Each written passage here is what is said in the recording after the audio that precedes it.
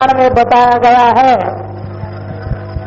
वह आज की प्रातःकालीन बैठक में श्रवण किया गया। अब श्रीमद् भागवत महापुराण की मूल कथा आरंभ होती है। प्रथम स्कंद से लेकर प्रथम दिन का विश्राम की कथा 22वें अध्याय तक होता है। ऐसी कथा का आरंभ किया जा रहा है श्रीमद् भागवत महापुराण के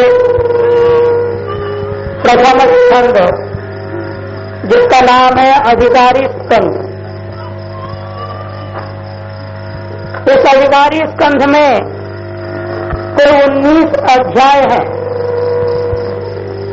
उन 19 अध्यायों में से पहले 3 अध्याय में सूत शौनक के संवादात्मक अध्याय, 4 से 6 अध्याय, उन 3 अध्यायों में नारद और व्यास की कथा, 7वें से 18वें अध्याय तक परीक्षित के जन्म की कथा और अंतिम 19वें अध्याय में सुखदेव महाराज जी के बारे में वर्णन किया गया है। थोड़ा दोनों थोड़ा इसका करो।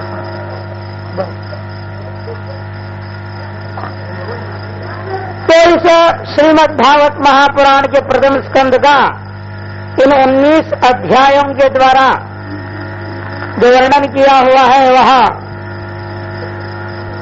भगवान के अवतार क्यों होता है और उसका क्या फल है, यह विचार प्रकट करने के लिए पहले अधिकारी का स्वरूप का वर्णन कर रहे हैं। वक्ता कैसा होना चाहिए, श्रोता कैसा होना चाहिए।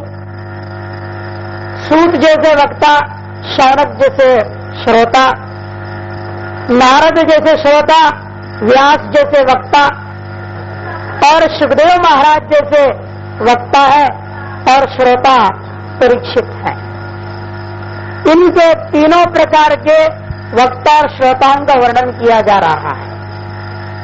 एक श्रोता वक्ता वह है जिससे व्यक्ति को विलंब में जाके फल मिलने वाला है। दूसरे श्रोता और वक्ता वह है जिनको इस जन्म के मृत्यु के पश्चात स्वर्गादि फल मिलने वाला है। और तीसरे श्रोता वक्ता ऐसा है जिनको तत्काल ही मुक्ति मिलने वाला है। तीनों प्रकार के श्रोता वक्ताओं का वर्णन यहां किया जा रहा है।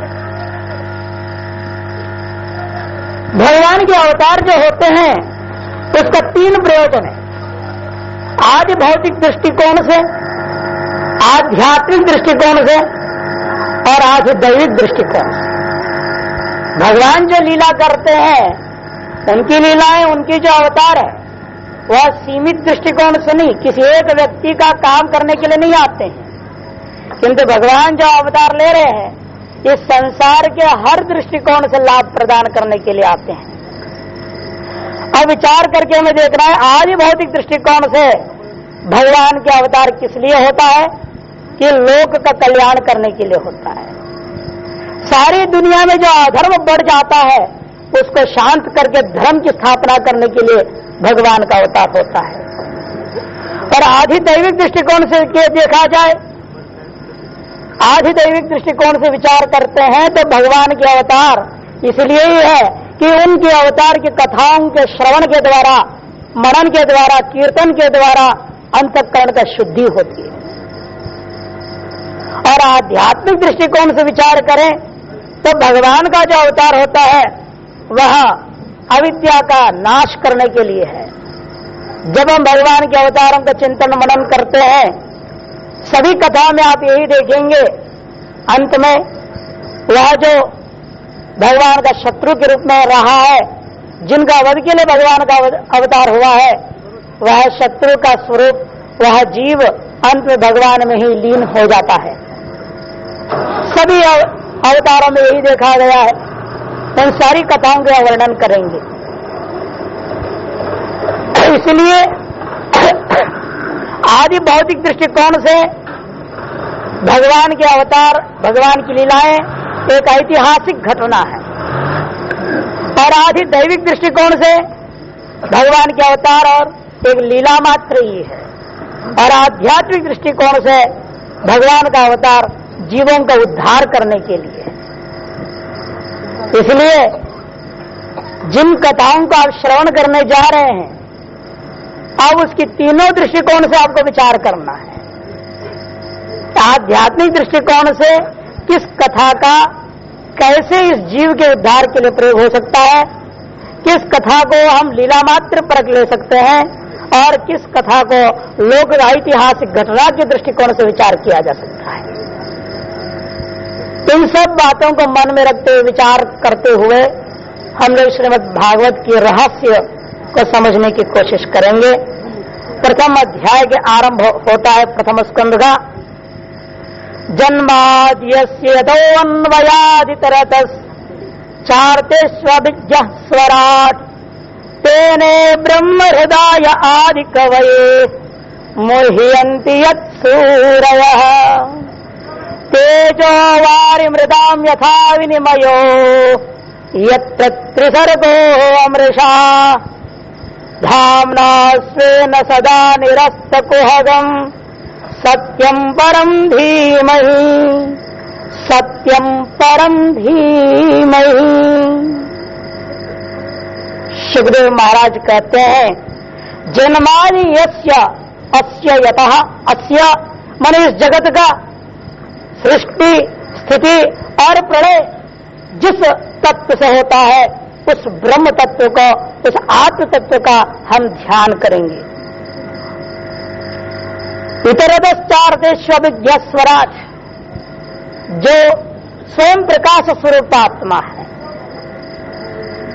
और जहां इतर आ जाता है, भेद दृष्टिकोण कर दिया जाता है, वह अज्ञानी हो जाता है।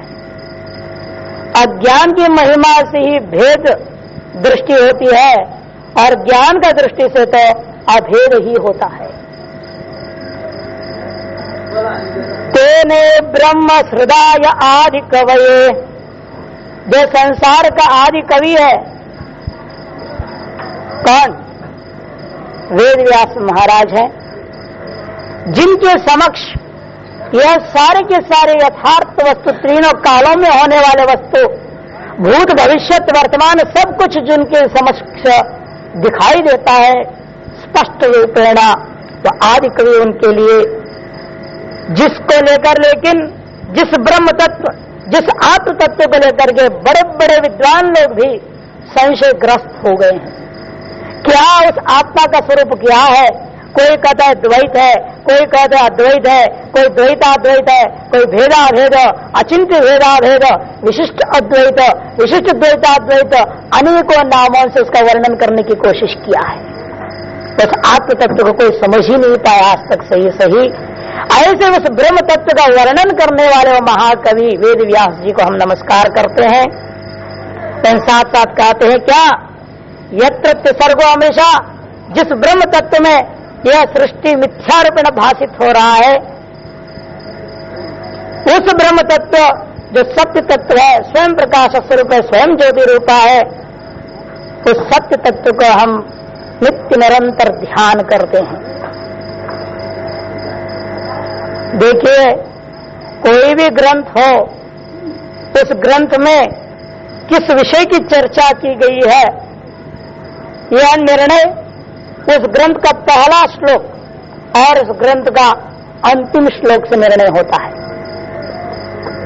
पहले श्लोक में कह दिया है सत्यम परम धीमहि, और जब भागवत कथा का समापन होता है, सुखदेव जी अपना अंतिम श्लोक जो बोल रहे हैं, वहां पर आता है हरिम शरणम मम, मैं उस हरि का शरण में जाता हूं।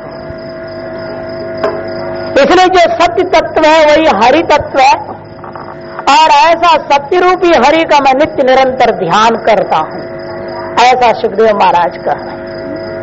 और असत्य क्या है? वही ब्रह्म, वो आत्मा है, क्योंकि तैत्तिरीय उपनिषद में कहा सत्यम ज्ञानम अनंतम ब्रह्म, जो सत्य है वही ब्रह्म है, तो आत्मा है।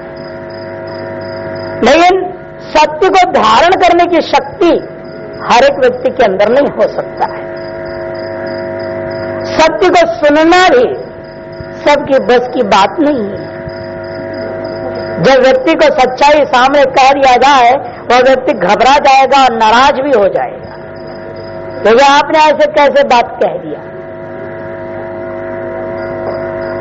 क्योंकि सत्य अत्यंत कड़वी है। यदि किसी को कहा दिया जाए तुम पशु है तो आदमी सुनेगा है? और नाराज हो जाएगा, कहेगा मुझे पशु कहते हो। लेकिन सच्चाई में देखा जाए मनुष्य रूप है, केवल शरीर मनुष्य का आकार का है, लेकिन इस मनुष्य आकार में रहते हुए भी यह मनुष्य में मनुष्यत्व नहीं रह गया है। इस मनुष्य में मनुष्यत्व का ऐसे अभाव है कि जो पशु जैसा चल रहा है, पशु का जीवन जैसे चल रहा है, वैसे ही मनुष्य का जीवन भी चल रहा है। मनुष्य का जीवन में और पशु का जीवन में क्या अंतर है, ये समझना है। शास्त्रकार लोग वर्णन करते हैं, आहार निद्रा भय मैथुनंच समान में तत्पशुभिर्नराणाम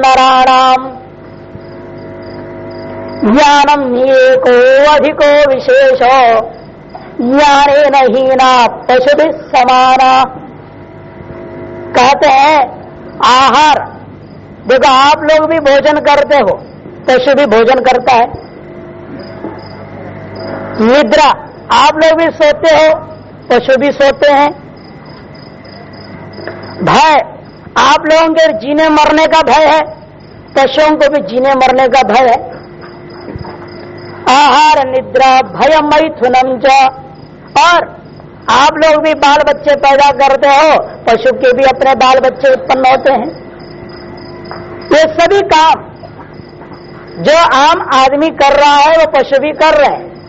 भोजन खाना, खाना पीना, घूमना फिरना, सोना, थक जाना, भय होना और बच्चे पैदा करना, ये सारे काम जो आप लोग करते हैं और पशु भी कर रहा है। तो पशु में और आप में अंतर क्या रह गया? जो पशु कर रहे वो आप करे, जो आप करे सो पशु कर रहे हैं। तो फर्क शास्त्रकार बता रहे हैं, ज्ञानम ही एको अधिको विशेषो, एकमात्र अधिक वस्तु जो आपके अंदर जो विशेष वस्तु है वह है ज्ञान है। पशुओं को वह ज्ञान नहीं है जो ज्ञान आपके अंदर है। आप शास्त्रों को पढ़ सकते हो, ग्रंथों को पढ़ सकते हो, ज्ञानेश्वरी को पढ़ते हो, गाथाओं को पढ़ते हो, समझते हो, चिंतन कर रहे हो, उसके अर्थ को समझ सकते हो और अपने जीवन में उतार भी सकते हो, उसका प्रयोग कर सकते हो। लेकिन पशु कोई ग्रंथ पढ़ नहीं सकते हैं, समझ नहीं सकते हैं, सुना भी दो तो वो सुन भी नहीं पाते, क्या बोल रहे हो कुछ समझते नहीं, अपने जीवन में प्रयोग में ला नहीं सकते हैं। तो इसलिए पशु में और मनुष्य में अंतर क्या है? एकमात्र ज्ञान को लेकर के अंतर है। आपके अंदर ज्ञान उत्पन्न हो सकता है, आप पढ़ लिख सकते हो, समझ सकते हो, जीवन को सुधार सकते हो, लेकिन पशु ये काम नहीं कर सकता है। इसलिए ज्ञाने नहीं ना पशु भी समाना। इसलिए जो मनुष्य ज्ञान से हीन है, अपने शास्त्रों का ज्ञान नहीं पढ़ा लिखा समझा नहीं, अपने जीवन को सुधारने की जो चेष्टा नहीं करता है, ऐसे जो मनुष्य है वह पशुओं के समान है।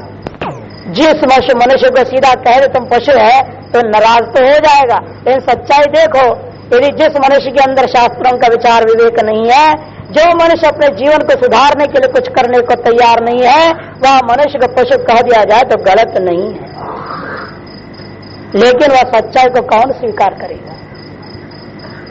यह सत्य को स्वीकार करके अपने जीवन को सुधारने वाला जो असलियत में वही मनुष्य है। ऐसा सत्य तत्व आत्मा ही है, वह ब्रह्म ही है। इसलिए आत्मा को ब्रह्म को स्वीकार करना बड़ा कठिन काम है। यमराज जी ने नचिकेता को समझाते हुए कहा अस्तित्व उपलब्धव्य, उस आत्मा को है करके मान लो, ये बहुत है। क्योंकि हम संसार के वस्तुओं को मानने को तैयार है, पिताजी है, माताजी है, भाई है, बहन है, ये है, वो है, दुनिया भर का है बोलते हैं, लेकिन जब बात उठता है आत्मा परमात्मा का, वहां पर दुनिया भर का प्रश्न करने लग जाता है, उसको स्वीकार सीधा साधा नहीं करता। जिस दिन हम उसको सीधा साधा स्वीकार करके उसका अनुभव करने के लिए प्रयत्न करेंगे, उसी दिन हम अपने आप को मनुष्य कह सकते हैं, नहीं तो नहीं। नैमिषारण्य में यज्ञ हो रहा है, नैमिषे अनिमिषत् क्षेत्र ऋषया शौनकादय सत्रम स्वर्गाय लोकाय सहस्र सममासत।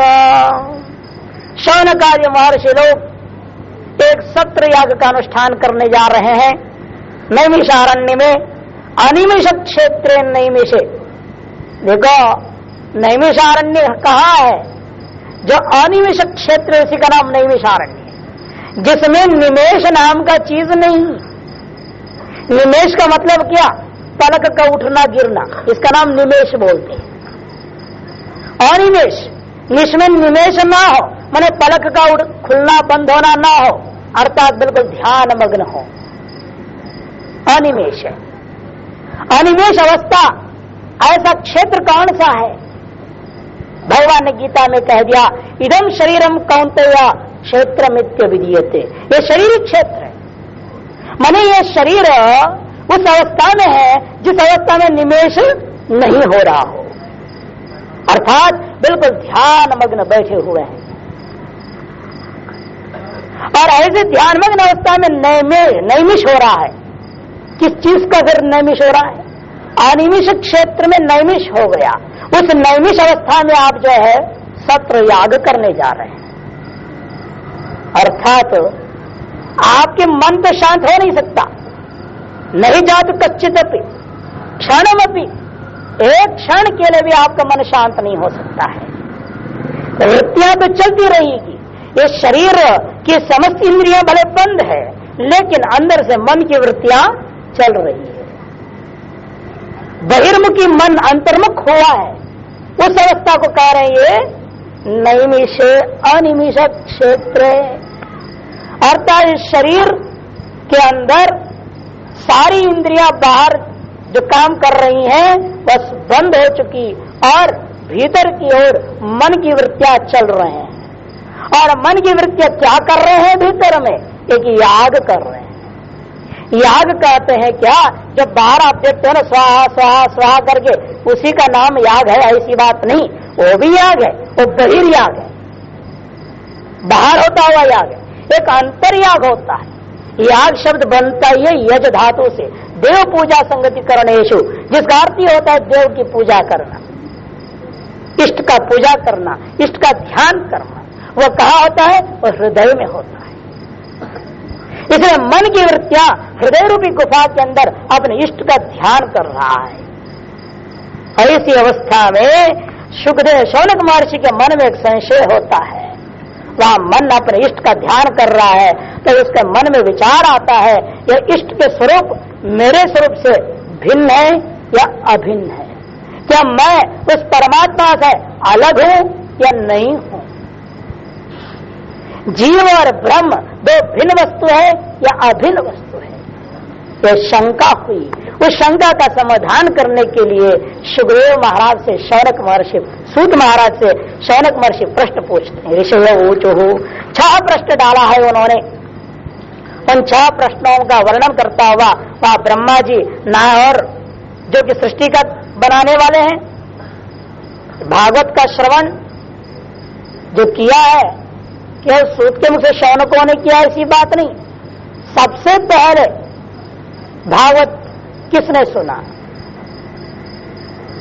ब्रह्मा जी ने सुना। जब सृष्टि आरंभ करना था उन्हें, उस समय उन्हें समझ में नहीं आ रहा था कि मुझे कहां से आरंभ करना है, क्या करना है, कैसे करना है। तो ध्यान मग्न होकर जब बैठ गए तो उनके हृदय स्थल में श्रीमन नारायण भगवान खुद प्रकट होकर के चतुश्लोकी भागवत का उपदेश किया है। चतुश्लोकी भागवत का उन्होंने उपदेश किया। ये विस्तृत भागवत नहीं था, सिर्फ 4 श्लोक का भागवत उन्होंने सुना। लेकिन सबसे पहले संक्षिप्त जो 4 श्लोकों में भागवत है, उस चतुश्लोकी भागवत को ब्रह्मा जी ने श्रीमन नारायण के मुख से साक्षात सुना है।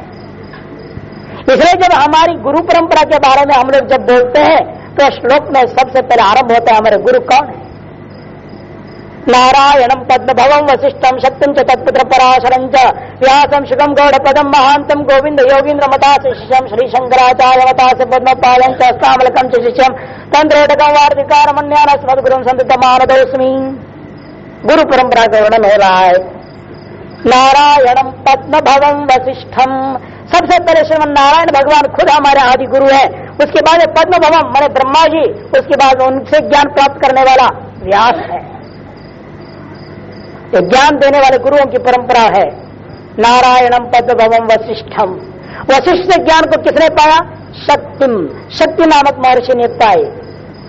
शक्तिम च तत्पुत्रम पराशरम च, उनका बेटा पराशर महर्षि हुए, वो गुरु परंपरा के अंतर्गत आते हैं। उनसे किसने ज्ञान पाया?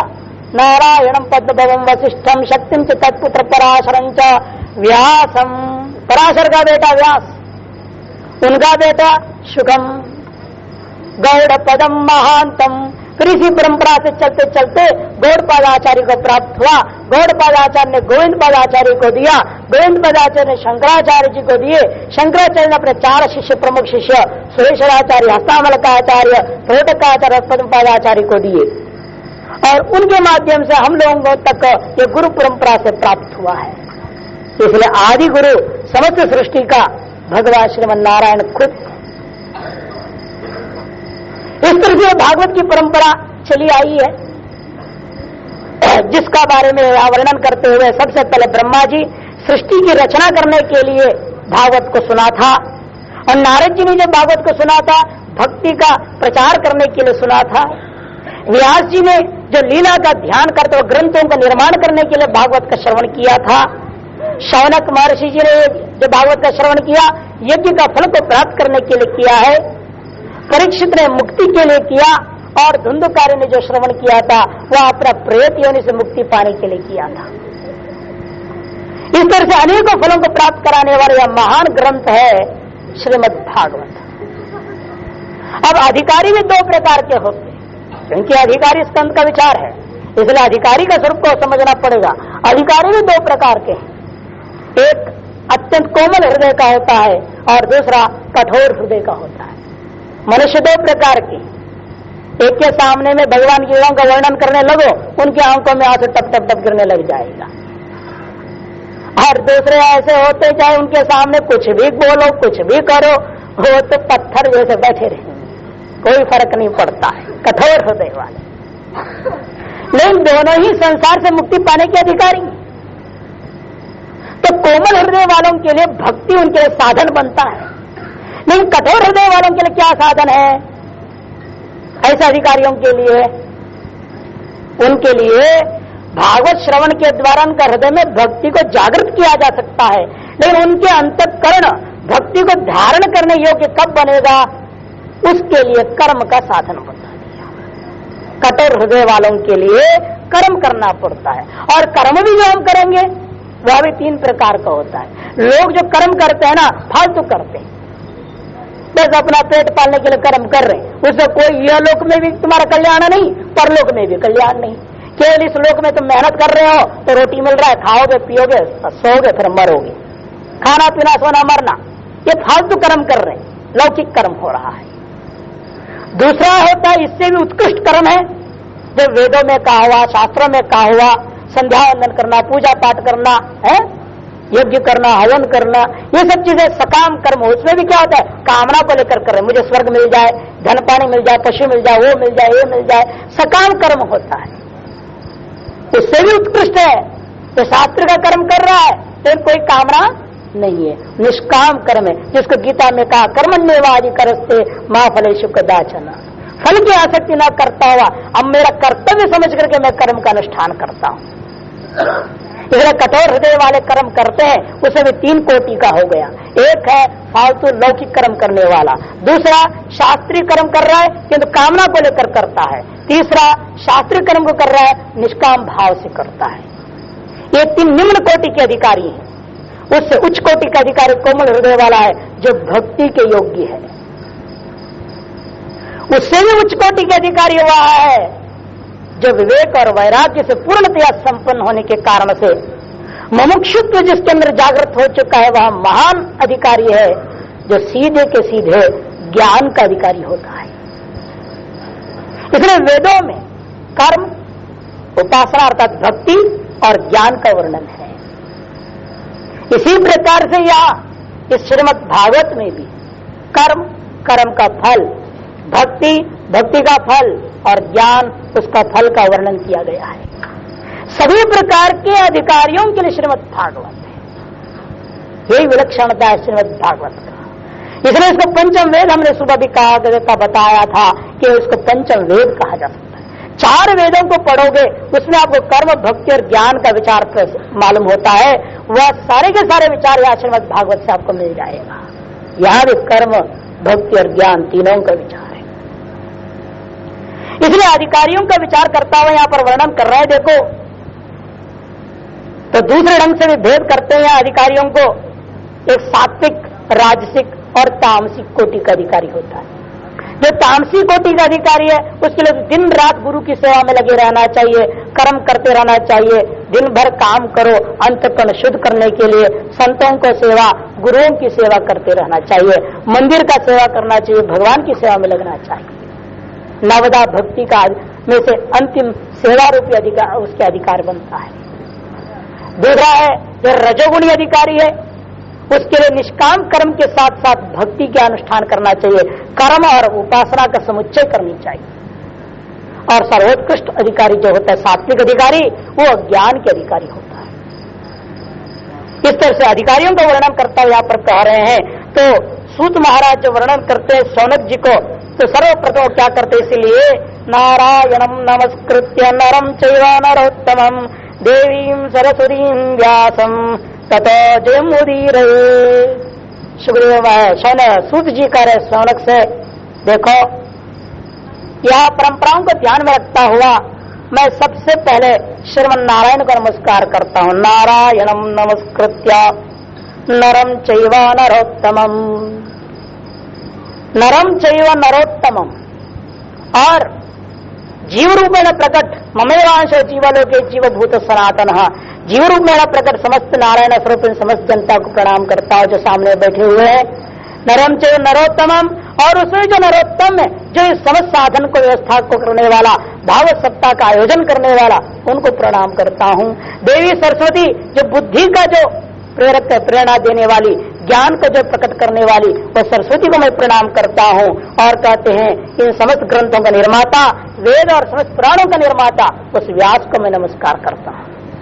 इस तरह से सभी को नमस्कार करता हुआ सूत महर्षि जो है शौनक को भागवत कथा सुनाते हुए आरंभ करते हैं। 24 अवतारों की कथाओं का आरंभ किया है। संक्षेप में एक अध्याय में 24 अवतारों को वर्णन किया। प्रथम स्कंद का 3रे अध्याय में बता रहे हैं। इसमें समझना है पहले हमें अवतार क्या है। भगवान का अवतार, आत्मा का अवतार। क्या आत्मा कभी संकुचित हो सकता है? जैसे कोई आकाश को किसी लिफाफे में, किसी पन्नी में बांध सकता है, किसी कपड़े से लपेट सकता है आकाश को। जब स्थूल आकाश को हम बांध नहीं सकते, लपेट नहीं सकते हैं, स्थूल आकाश का भी जो कारण है अत्यंत सूक्ष्म है, सर्वत्र व्यापक है, उस आत्मा को कौन बांध सकता है? कोई नहीं बांध सकता। फिर वह परिच्छिन्न होकर, क्षुद्र होकर, छोटा होकर के कैसे अवतार ले सकता है? इसलिए आत्मा का अवतार तो हो नहीं सकता, ब्रह्म का अवतार नहीं हो सकता है। फिर अवतार हो किसका है? कौन अवतार ले रहा है? कहते माया से अवच्छिन्न जो चैतन्य है, ईश्वर है, जो समष्टि उपाधि का कारणीभूता तत्व है। व्यष्टि और समष्टि तो भेद को समझना है थोड़ा। ये जो शरीर हम लोग देख रहे हैं, हजारों दिख रहे हैं उपाधियां, ये सब व्यष्टि कहा जाता है। प्रत्येक का नाम अलग अलग अलग हो रहा है। ये व्यष्टि का, इसका भी 3 शरीर है। एक शरीर वो है जो आप मर न जाने पर जला के फेंक देते हो और तब तक जो है नहा धो करके संभालते हो। ये स्थूल शरीर है। इस स्थूल शरीर के भीतर इस पर अधिकार करते हुए चलने वाला सूक्ष्म शरीर होता है। और सूक्ष्म शरीर में पंच ज्ञानेन्द्रियां है, पंच महाभूत है, पंच प्राण है, मन बुद्धि चित्त और अहंकार है। ये 19 तत्वों से बनता है सूक्ष्म शरीर। वह सूक्ष्म शरीर भी जिसमें कल्पित है उस अविद्या उपाधिक चैतन्य है, उसको हम कारण शरीर कहते हैं। तो 3 शरीरों वाला यह है। देखने में आपको एक शरीर दिख रहा है, इसके अंदर 2 और छिपा हुआ है। एक का नाम कारण शरीर है, दूसरे का नाम सूक्ष्म शरीर है, और स्थूल शरीर आपको आंखों को दिखाई दे रहा है। तो ये 3 शरीर वाला जो जीवात्मा से कहा जाता है, जीव कहा जाता है, ये व्यष्टि है। ये समस्त जीवों को लेकर के जो अनंत ब्रह्मांड दिखाई दे रहा है, यह समष्टि कहा जाता है। वह समष्टि में भी 3 रूप है। स्थूल रूप को विराट कहते हैं, जिसको अर्जुन आदि को भगवान ने खुद दर्शाया था। और दूसरा रूप उसका भी सूक्ष्म शरीर होता है, जिसको हिरण्यगर्भ या सूत्रात्मा कहते हैं। और उस कारण शरीर का नाम ईश्वर है, जिसे माया उपाधि होती है। तो उस ईश्वर का ही अवतार होता है। और ईश्वर का भी जो अवतार है वो अनेक प्रकार का अवतार है। जैसे व्यास भी भगवान श्री नारायण का ही अवतार है।